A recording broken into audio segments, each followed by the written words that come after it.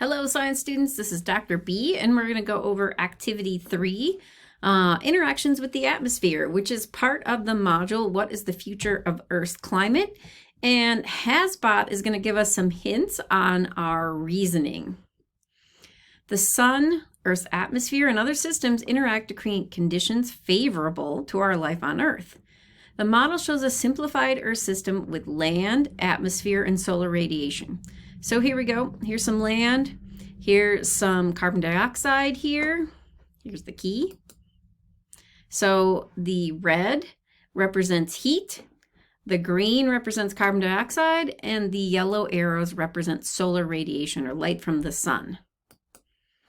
Start the model and experiment with the controls to see how it works. So let's just play with the model for a moment and see how it works. So everything's going fast right now. Let's slow it down a little bit so we can kind of see how these rays are working here. So we've got solar energy coming in, and sometimes solar energy heats up the ground here, and those purple rays are leaving as infrared. Infrared energy is on the electromagnetic spectrum. We see it using infrared cameras. There's lots of different colors. Usually people can see your face because it's emitting a lot of heat relative to your surroundings will appear red or yellow, and your clothing will appear blue because your clothing doesn't emit as much heat because it's holding or insulating you and holding your heat close to your skin. So if we add more carbon dioxide here, we can erupt this volcano. We add more carbon dioxide as humans by driving our cars, running our power plants with coal or natural gas. There's a lot of things we do as humans to add carbon dioxide to the atmosphere. Let's follow a particular energy packet here. So we're following the sun's energy, and it kind of hangs out in the ground for a while, heats up the ground. And then after a while, the ground re-radiates that heat as a purple arrow. And maybe that heat will come back to the ground. That heat energy will stay in the ground. And maybe eventually that heat energy will leave as infrared radiation, get bounced off of carbon dioxide, come back to the soil, hang out in the soil for a while, go out as infrared, as heat, get bounced off of carbon dioxide, and come back. So you can see how heat kind of hangs around in the Earth systems. What two things can happen when energy from the sun interacts from the ground? Click the button labeled Follow an Energy Packet. So we did that. We can do that again. So when we follow some solar radiation from the sun, it comes in and it can heat up the ground. It can leave as infrared radiation. And that infrared radiation can hang around a while, getting bounced off carbon dioxide. And sometimes it just bounces right off, especially if it hits something like bright snow or maybe some light-colored plants. That radiation can bounce off. So number one, it can be reflected or bounced off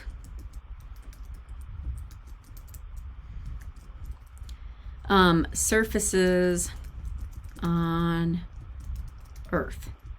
So things like ice reflect a lot of solar energy, white pavement, sometimes plants, or it can be absorbed and radiated as infrared radiation, also known as heat. That heat can be reflected. Let's say re-radiated by carbon dioxide. So the heat doesn't always leave. Sometimes it bumps into carbon dioxide and comes back to Earth. How does carbon dioxide interact with the two types of radiation shown in this model? Well, let's go look how solar energy interacts with carbon dioxide. And it doesn't really look like any of the yellow arrows are interacting with any of the green dots. Some of the purple arrows are hitting a green dot and bouncing back. So if this tennis ball represents carbon dioxide, sunlight will just go right by it and not really interact with it. Infrared radiation bounces into carbon dioxide and reflects back to Earth, or re-radiates back to Earth.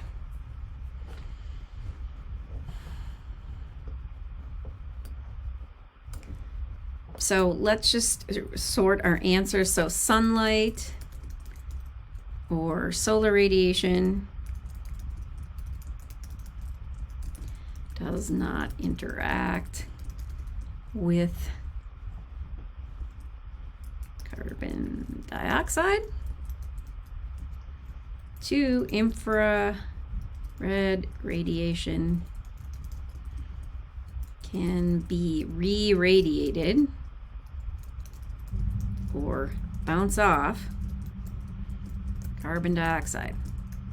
So basically, sunlight doesn't interact with carbon dioxide, and infrared radiation or heat can basically bounce off and get turned around back to Earth.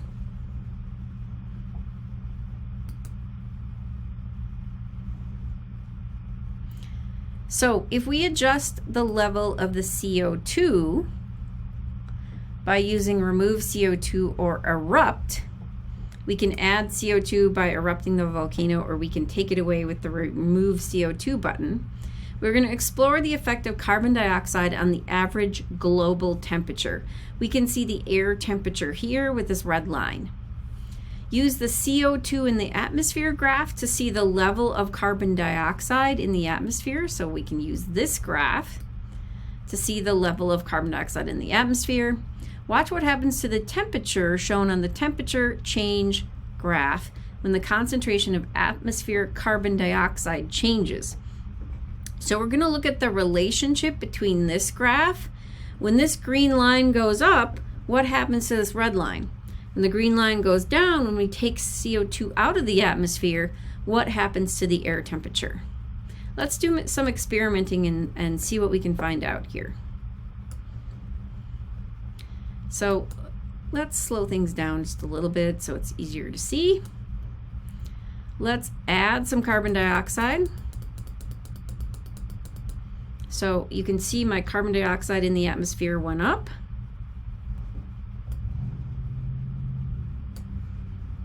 And you can see my air temperature starting to creep up here.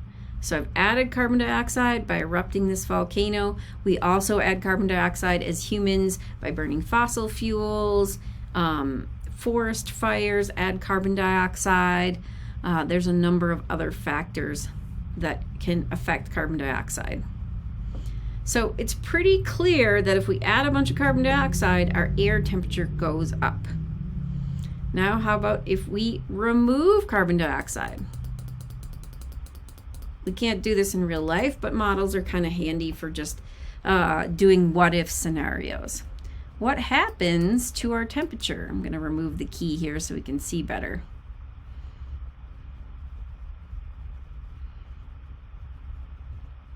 We've drastically reduced the carbon dioxide, and it's taking a while for the air temperature to kind of follow.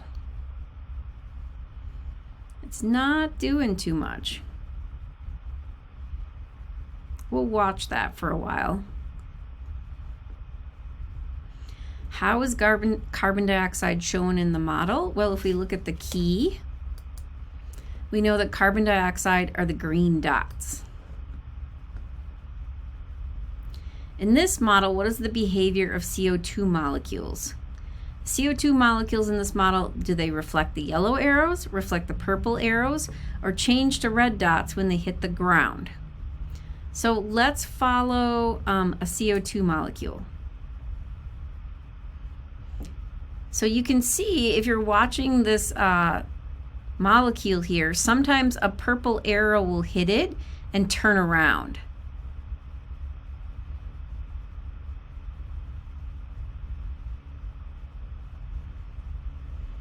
So you can spend some more time doing that. If we follow an energy packet, it usually just comes right to the Earth, heats up the Earth, and then it can be re-radiated. That heat can come out as infrared. Sometimes it'll turn around, come back. It'll hit a carbon dioxide, come back. Just hang out as energy heating up the Earth. And sometimes it'll come out as heat, hit the carbon dioxide, and come back. What is shown in the upper and lower graphs? The upper graph shows what, and the lower graph shows what?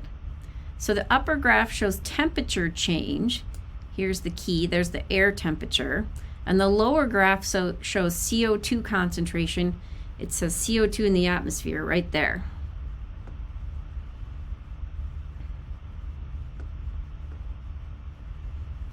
How does the atmospheric carbon dioxide affect global temperature? Well, when we added a whole bunch of carbon dioxide, the temperature went way up. When we took it out, it's not really going down very much. It's going to take a while because when you heat up the Earth, it takes a while to cool the Earth down. There's a lot of things that happen when you heat up the Earth. The ice caps melt, there's more water vapor in the atmosphere, and that causes more warming. You set off a lot of things that are hard to kind of turn around. And you can see now it's been 20 years and the temperature is just starting to come down now that we've removed a lot of CO2. So I'm just going to say, one, if we increase, we know from the model, if we increase CO2 or carbon dioxide,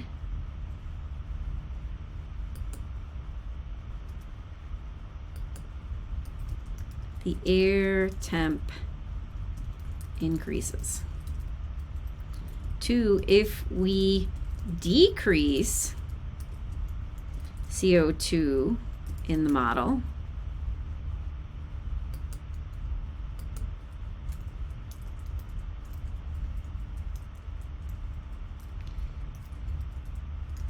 the global temperature takes a few decades to adjust and decreases slowly. So if you increase the CO2, boom, the temperature goes up. If you decrease the CO2, it takes a while, and I don't know if it's really going to come down. You do a lot of things to the Earth that are hard to reverse once you raise the temperature to a certain point.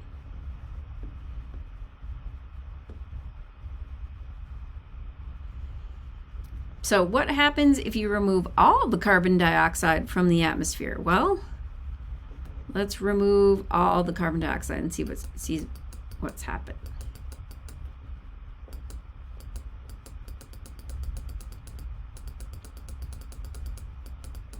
Okay, all gone now. Whoa, that made the temperature go down really pretty quick.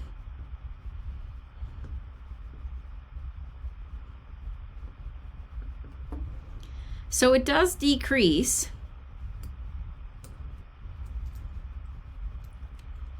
If all the carbon dioxide is removed,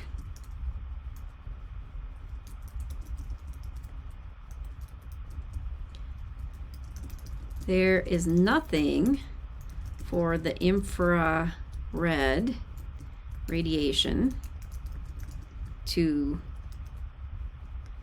reflect. Well, let's just say to bump into. And all the infrared goes back out to space. If the Earth does not have an atmosphere, we are very cold, like the moon.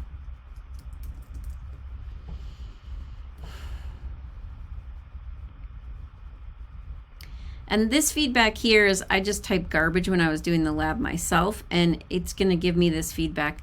When I hit submit, it's going to give me proper feedback, and it'll give me some hints. If I get a low rating, it'll give me hints about how to increase that rating. So if you just type garbage or nonsense, it will give you a really low rating. How certain are we about our claim based on our explanation?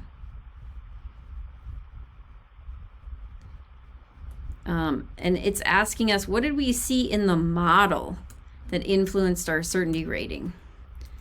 I'm going to say the model is simple. That's why I chose 3. There is no water vapor or methane in the air that also act as greenhouse gases. The ice caps that melt,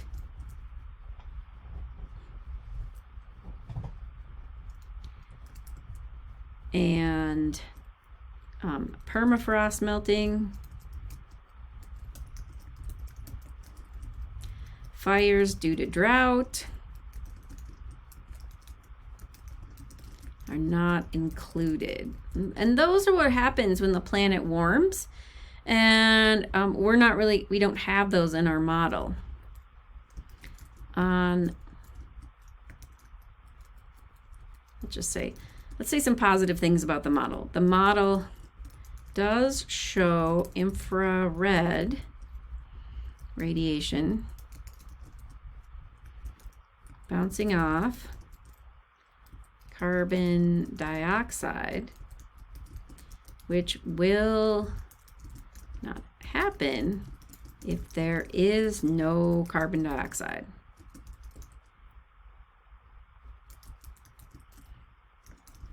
The atmosphere does contain other gases, though. So even if there's no carbon dioxide, the infrared radiation could still bounce off water vapor, could still bounce off methane, it could still bounce off CFCs. There's a lot of other gases that we're not modeling here. Carbon dioxide is the most important greenhouse gas, but it's not the only greenhouse gas. I'm going to say that in my model. Carbon dioxide is the most important greenhouse gas, but not the only greenhouse gas.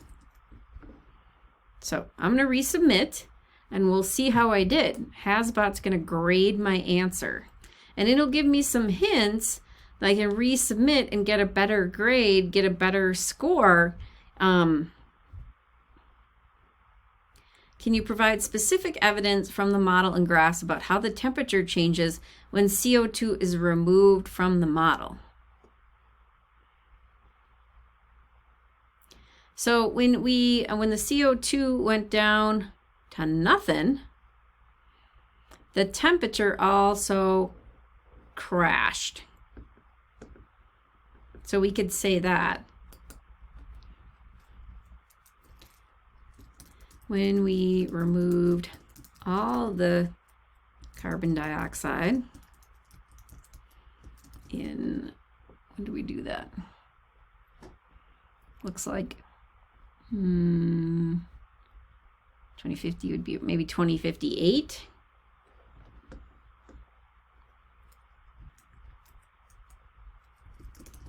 The temperature decreased in, it looks like 2059. And you can use whatever numbers from your model.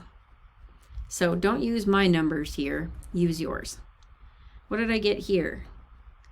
Are there limitations to the model of Earth's climate? What are they? I forgot to use the word limitations. The limitations of the model are that it does not show infrared radiation. We talked a lot about, but we didn't use the word limitations. So let's see how we do this time.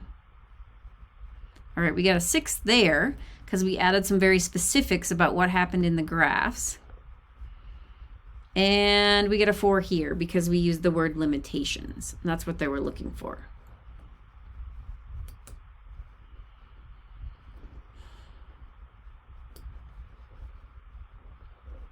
Okay, we're on page 3 and we're still in activity 3.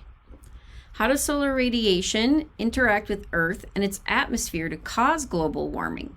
So we're looking for radiation gas interactions. Since all matter is made up of molecules, we can look at a molecular level model to see what's going on. Use the molecular model to explore how solar radiation from the sun here interacts with the Earth's surface. We've got a ground here. Watch carefully to see what happens when an infrared beam hits a molecule. Let the model run long enough for you to see a change in the temperature graph. So here's the temperature graph. Let's just play this.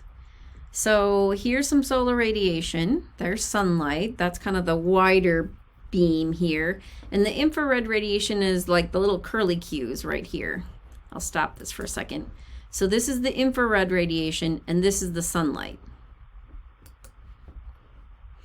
As the sun hits the molecules and gets them vibrating a little bit, so let's see if we can find a soil molecule here.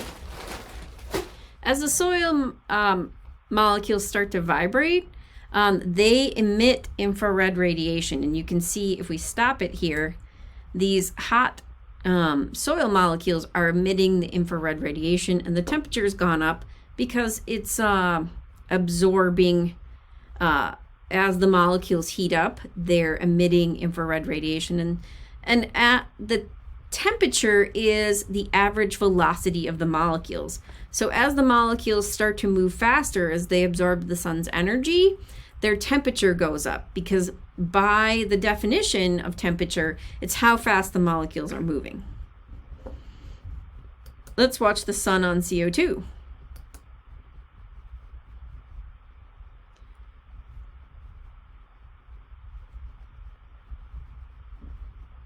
So sunlight doesn't really interact with CO2 like this. I don't see any infrared radiation. The temperature is pretty stable. Let's watch infrared on CO2.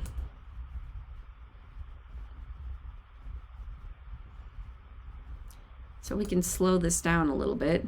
So when infrared radiation interacts with carbon dioxide, you can see that molecule absorb some energy, and then you can see it re-radiate that energy. So it'll turn yellow as it absorbs the energy, and then it'll re-radiate that infrared in a different direction. So the infrared was coming up, it hits the carbon dioxide, and then it goes off in a different direction. Sometimes it'll go back towards Earth, sometimes it'll go sideways, but it usually doesn't go back up.